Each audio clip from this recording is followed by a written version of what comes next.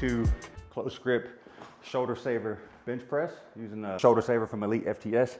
So what that essentially does, it prevents you from going all the way down full range of motion on the bench press. So if I'm stopping right here, so not only are my shoulders protected because I'm not going full range of motion, but I'm also able to isolate and target the triceps more. So a real simple way to program today for myself is we do overhead press. We worked up to 205 for a single, came back down for a few back off reps. Now the next movement that we do is this close grip shoulder saver bench press. Now, my goal for today is we're gonna simply try to match, we're gonna match the weight that we did on push press, which was 205 pounds for 1 rep. And being that we're in this position where I don't have to worry about stabilizing my core so much and pressing everything overhead, I should be able to press more weight or more reps. So I'm gonna use 205 pounds because that's what I put overhead. And then I want to be able to handle that weight using the same grip that I did for my overhead press, which is usually a little more narrow than my typical bench press. And we're gonna do sets and reps there. So I'm gonna put 205 on the bar. We just warmed up, just hit 185. And we're gonna throw the 10s on there. And the goal will be 6 to 8 reps of 205. If that feels good, we might bump up, but like I said, the goal is to not overdo it. We want to just simply match the weight that we pressed overhead in a position and capacity that will allow us to do more volume, all right? So you got more support from the bench. You don't have to worry about stabilizing that core with that weight overhead. And typically, you're gonna be able to bench press more than you can overhead press. So if you get that overhead press up, whether it's strict or push press, that should carry over to your bench press. As long as you do everything safely and correctly in your balance. So that's what we're about to get into. I'll typically wear my wrist wraps, but I'm not wearing them today just to force me to squeeze the bar more. If I'm not squeezing the bar, that wrist is gonna roll, it's gonna be uncomfortable, and you're gonna have power leakage. So I really wanna focus on keeping my wrist as neutral as possible, really squeezing the hands, breaking that bar apart, and just being nice and consistent, touch the chest, boom, drive it right back up. So we're just looking for 6 to 8 consistent reps.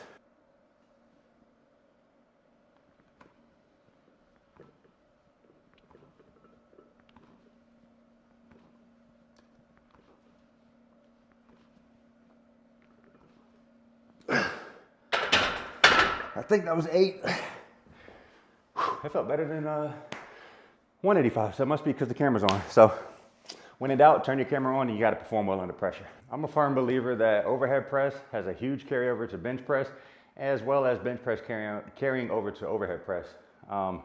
It all comes down to your structure and how you're built and how you approach doing every movement. So I have a very narrow frame. My shoulders are not wide, but my arms are long. So while it would make sense to go with a wider grip just to kind of shorten that range of motion, I don't have the support in my torso to comfortably hold a heavy amount of weight. So everything I do is pretty narrow, right? You'll see on this bench press, even though I have a close grip, it's only about a ½ inch in from my normal bench press grip width. So yeah, overhead pressing, like today with the push press, I'm using my legs, so I'm taking my shoulders out of the equation, getting a good dip, good drive. That bar wants to float off of my shoulders.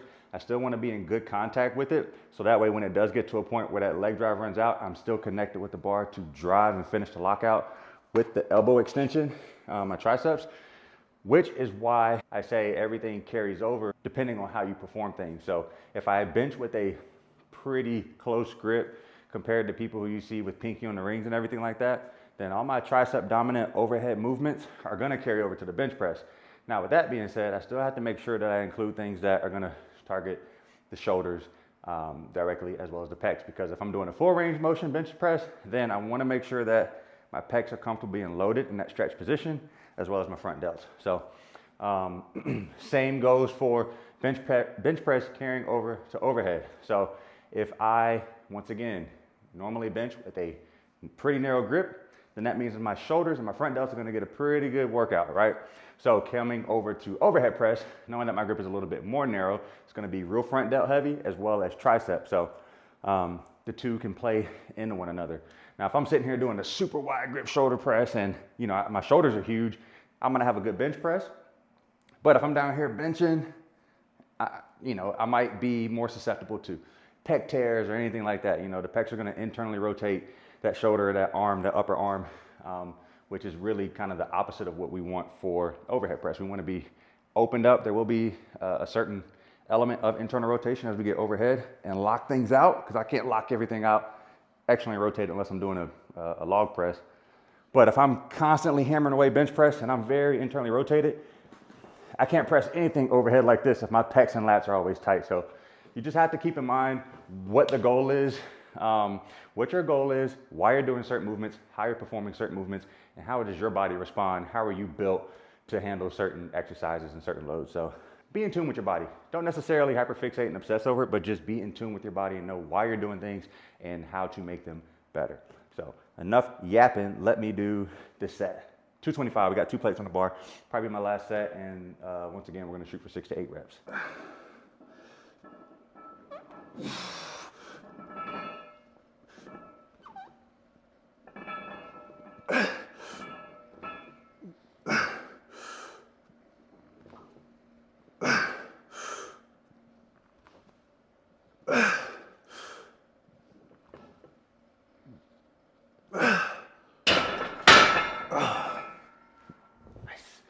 We'll take another 8 reps. We survived, we didn't get crushed again. And now we'll move on to something else.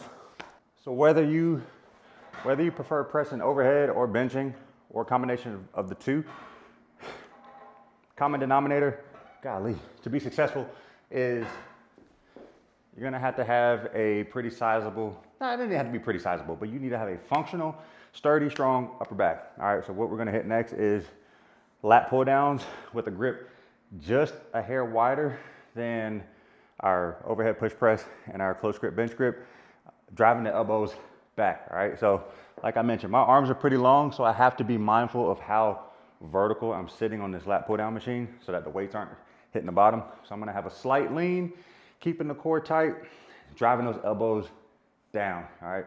And I really just wanna envision bringing that barbell back down, receiving it from the overhead position to really get the lats and the serratus and all the muscles of the upper back working together. And then after this, we'll move on to probably some dumbbell work, like some side raises, some front raises, some rear delt raises, nothing too crazy.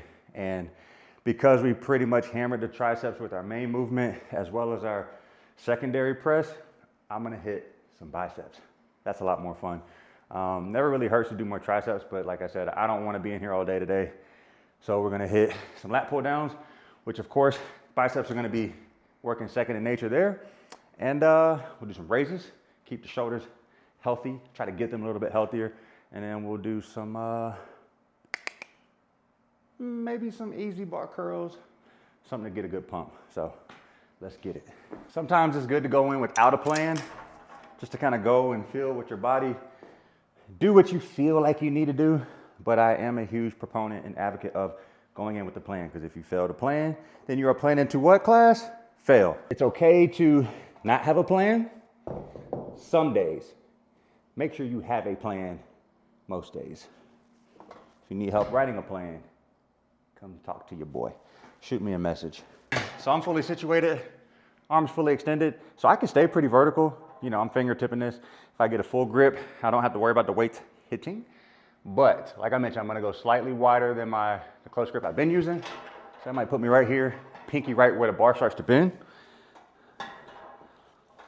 Really anchored in, tight grip on the bar, keeping that chest up, and I wanna just pull, bam, driving those elbows back.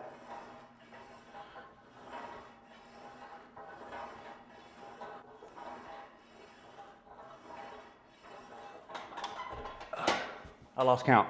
One way you can make sure that you're always doing a lat pull down correctly is to don't think about pulling with the hand so much, because that'll get your bicep, your traps involved. Keep a big chest. Think about driving those elbows down. Your arms are essentially just hooks connecting the rest of your body to the machine. And I want to drive those elbows down in a pattern to where I'm feeling shoulder blades down towards my back pocket, feeling those lats, everything kind of along the side of your ribs engage. So keep that in mind the next time you're doing your lat pull downs. So even though the last set was great, felt good, knocked those reps out pretty easily, I don't want to go up in weight, because that'll just give me the opportunity to replicate that last set, maybe add a couple reps, but also cut down on my rest time. So if I'm adding weight every time, my rest time might get a little bit longer, but if the goal is to kind of be in and out and have an efficient, dense workout, then you don't always have to go up in weight. Sometimes increasing the intensity of the session is adding a rep or two or decreasing the amount of rest that you have in between your reps or in between your sets.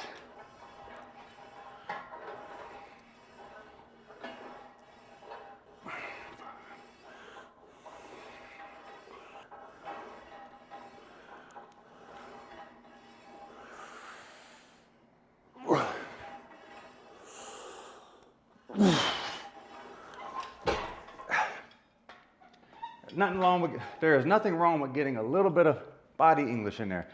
Don't feel like you always have to do everything strict. You do everything strict all the time, you're leaving gains on the table.